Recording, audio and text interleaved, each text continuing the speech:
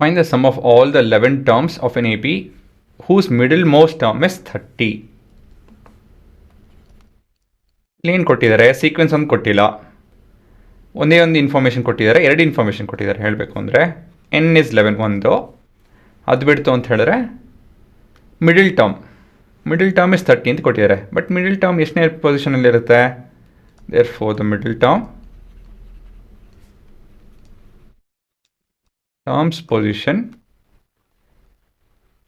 odd number alva ಹುಡುಗರ, so that would be n plus 1 by 2 which is nothing but 6 ಅಂತ ಹೇಳಿದ್ರೆ therefore a6 is equal to 30 ಅಂತ ಹೇಳಿ ಕೊಟ್ಟಿದ್ದಾರೆ. ಇದೆಲ್ಲ ನಿಮ್ಮ given. Next working Sn is equal to n by 2 into 2a plus n minus 1 into d.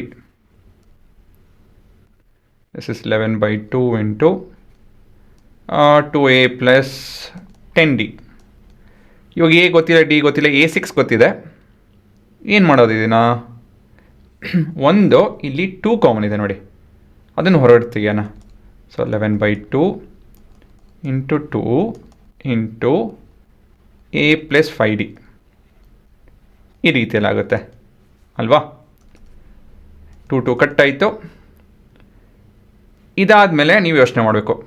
So this is nothing but 11 into a plus 5d.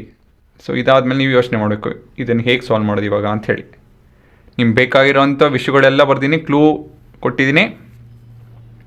ಇಲ್ಲಿವರೆಗೂ ನೀವು ಕೂಡ ಮಾಡ್ತೀರಾ ನನಗೆ ಗೊತ್ತಿದೆ. ಇದಾದಮೇಲೆ ಯೋಚನೆ ಮಾಡೋದು ಇರೋದು, ಆಯಿತಾ? So that will help you improve your IQ. ಇವಾಗ ಪಾಸ್ ಮಾಡಿ ಯೋಚನೆ ಮಾಡಿ ಏನು ಇರ್ಬೋದು ಉತ್ತರ ಅಂಥೇಳಿ.